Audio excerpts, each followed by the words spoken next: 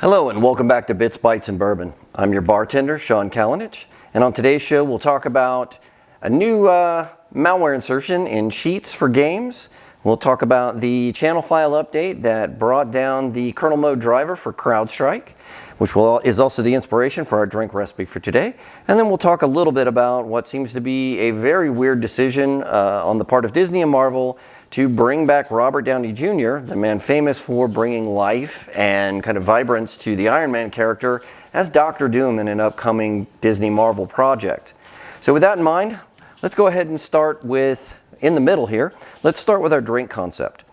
So when CrowdStrike, when the outage hit, one of the things that I was doing at the time was, as in addition to building up the 3-4 drink recipes that I wanted to bring out to Black Hat and DEF CON, I started thinking about a drink recipe that would particularly fit that instance. I wanted it to be fun, I wanted it to be something that people could drink, but I also wanted to add a little bit of humor into it. So with that one, instead of with the rootkit rye and the two-factor master, I actually started with a recipe in mind and already had the name, the channel file update, in my head, as opposed to building it out and kind of letting Twitter decide on what the name would be and how the name would fit in. In this case, I decided to go with vodka. Now, I know, hold your gasps there. This is a bourbon channel, but vodka seemed to fit what I wanted. So the CrowdStrike driver, or really any kernel mode driver, sits there, it does its job. It doesn't have a lot of flavor or things that it does from a perspective of messing with anything else. It ingests, it reads, it sees the things that it needs to do, and then it contacts other parts of the operating system or the environment in order to make sure that if it detects something bad, evil.exe, it has the pieces and components in place that can stop or change the behavior that's happening in a manner that's positive, as opposed to allowing that malware, the particular attack, to continue. Vodka, as a comparison, is a great neutral spirit. On its own, it doesn't have a lot of flavor. There are some, you'll see some that add blueberries, that add vanilla, raspberry, whatever you want to call it. They'll add a little bit of flavor in there because at its best, when a vodka is well done and it's a high-end vodka, it doesn't have a flavor. You're just going to get pretty much straight alcohol with not a lot of taste to it. I know there are some people who say, I like the taste of vodka, and I'm not going to argue with them, but the best part about vodka is that it takes on the characteristics of the things that you mix it with. So this is our kernel mode driver, and we are going to add in our channel file update to create our situation. So again, that's our base there. And in this case, instead of using our mixing glass, we're going to be using our mixing tin, because we're going to play around with some other things that are a little bit fancy to kind of create the environment for the vodka to reside in. So with that in mind, I'm going to go ahead and get things set up so we can start our build. And once we have our cocktail in hand, we'll switch back to our discussion on the new avenues for game cheats, and then of course we will talk about Robert Downey Jr. as Dr. Doom. All right, as I mentioned, for today's recipe, we are actually going to use a shaking tin as opposed to a normal mixing glass. So there's a couple of things that we can do that are interesting with this. Again, when you're dealing with a shaking tin as opposed to a mixing glass, one of the things you're looking for is to aerate the drink and get a little bit more into it. So with that in mind, I'm going to create a wash here out of our absinthe. Now this isn't really absinthe. It doesn't have the same wormwood content. You can get some out there, but this is still a great substitute because it gives you the same flavor.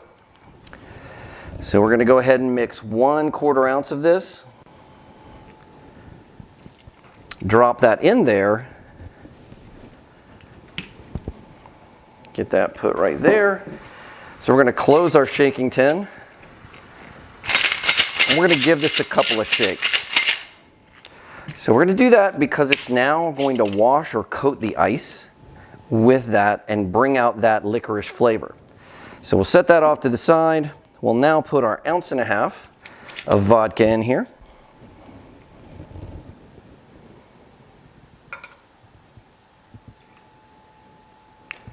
And if you want to add a little extra kick to it, you can do a full 2 ounces. When I built this, I liked the 1.5 ounces because it allowed the other flavors to really kick in and mix in with the vodka and with the absinthe, and to create that overall flavor of the cocktail. So we're going to go with a 1/2 ounce of sweet vermouth.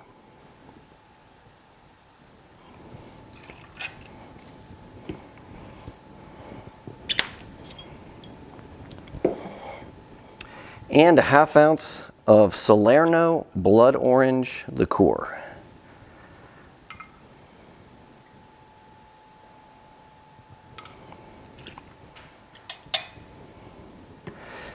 Now we've got a coupe cocktail glass that's been sitting in the refrigerator. So I'm going to go grab that for our final shake and pour. All right, so we've got our coupe glass. We're going to go ahead and give this a shake, maybe 10 to 15 seconds.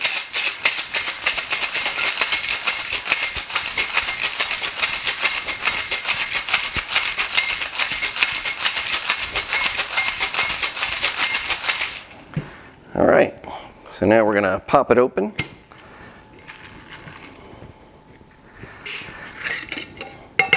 Not quite the failure on CrowdStrike today. And we'll go ahead and pour that into our coupe glass. This is a cocktail that's served straight up. So you want your coupe glass chilled before the cocktail goes in. And if you want a little bit of fun, you can add in some Blue Curacao for that blue screen of death flavor. Now in this case, you'll notice that this is a little cloudy. We've actually got some little pieces of ice chips in there, which has a little bit of a bite to it. All right, so now we have our drink. Let's talk. So the other day I had an opportunity to sit down with one of CyberArk's researchers, David L., and we had a conversation around game cheats and a new trend that he had seen in some game cheats online. In particular for a game, I believe it's called Takarov's Escape. This game, there was a paid cheat, which is something that I found interesting, is that there's a class of cheats that you actually pay for as a sort of a subscription or a single-time payment. And inside these was an information stealer. Now, it's not a novel or new concept to find malware inside of a game that you've pirated or inside of a cheat or even on a cheat code website or an ISO website. That's been going on as long as I can remember. Especially, as soon as games started getting pirated and games started getting passed around, malware was getting inserted into it. As soon as anything kind of started getting pirated, the pirates were throwing malware in there because, well, why not? But the interesting thing I found about this is that if this is true and people that are actually asking for money for these game cheats, people are paying for them and then they're ending up with an info stealer on their system, is this intentional or by design on the part of the person that's providing the cheat? Or is this something perhaps a little bit less nefarious and somebody that's developed a cheat has actually gotten a hold of a bad repository and they've ended up with an info stealer because they grabbed a piece of open source code that had one embedded into it? David mentioned that most of these are very unsophisticated, so to me it would seem more likely that something like that would happen than suddenly these brand new players are entering the market and they're bringing malware into their cheats in order to try and get more information out of their customers. At the end of the day, if you really got to cheat for a game, I don't know. It's not something that I've ever really done.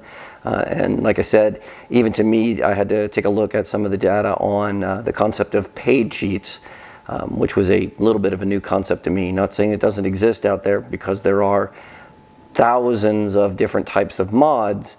Some people will call them mods, other people will call them cheats, that are used in single player games, multiplayer games, you name it. Somebody's going to throw something out there to give themselves an edge or to make the game a little bit more interesting from their perspective. And we know that some mods for games, Minecraft and all of that, have also included malware in them.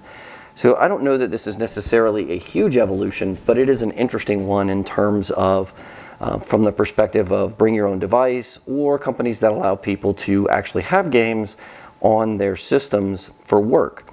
And before you say anything, I've actually worked with a couple of companies, and my first recommendation to them was get the games off the computers.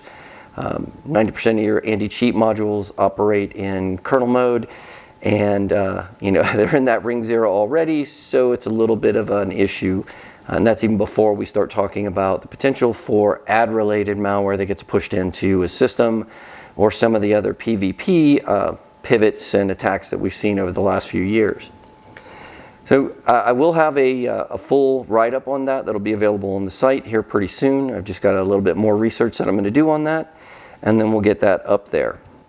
Lastly, before we close out, I do want to talk about something, and as I mentioned in the first episode, this isn't just about cybersecurity. It's about pop culture, movies, and all of that.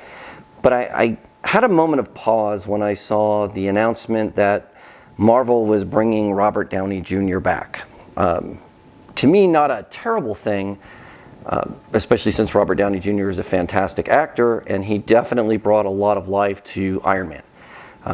I don't think, looking back, it's hard to envision anyone else playing that role in the same way that he did, and to such great effect. Not that all the movies were great, but he definitely made that character.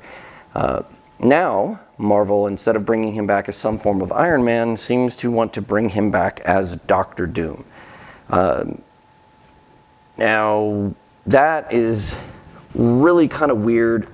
Seems like a bad move, not a good plan, just to quote Robert Downey Jr. And when I first saw it, the first thing that popped into my head was the mom from Better Off Dead, where she's holding the TV dinner, and her big thing is, you remember, you like corn, and this has corn. So it made me feel like what was being shown to me was, hey, remember how much you guys love Robert Downey Jr. in the movies? Not necessarily Robert Downey Jr. as the personification of Tony Stark / Iron Man, but just Robert Downey Jr. Well, now we've got Robert Downey Jr. again, and here he is in this movie. Here, this TV dinner of a movie. And on top of that, they're even trying to dangle the fact that we've got the Russo brothers back, and that's going to make it all better. It felt like somebody took a look at this and took a long, hard look to try and figure out exactly what people liked about those initial movies and drew them into the Marvel Universe and said, we have no idea, but let's put Robert Downey Jr. in it. So, I mean, from that perspective, I also think that they did a disservice to the story of Kang. That being said, I also think that Ant-Man Quantumania was a terribly written movie and didn't do the character of Kang, or even the actor, Jonathan Majors, before everything came out about what was going on with him, any justice. I think his scenes at the end of Loki, season 1, that was the best that we saw written for that character and that particular actor. Now everything's kind of shifted sideways and everybody's scrambled, and they've erased the whole Kang dynasty and Kang as the major bad guy in this next phase. And we've gone back to unusual things like trying to resurrect the Fantastic Four, and let's see if we can shove Pedro Pascal in. It just, a lot of it doesn't make sense. And while some of the trailer footage looks interesting, I'm just not sure that we're not getting a situation where everything we saw in the trailer footages at San Diego's Comic-Con, that's pretty much all of the best bits of the movie. It does follow hot on the heels of what is an apparent success of Deadpool and Wolverine coming out.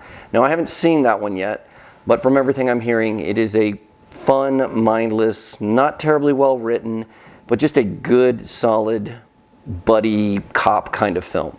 I am looking forward to seeing that, and once I do, I'll be sure to share my thoughts with you. I know you all are waiting on the edge of your seats to hear that.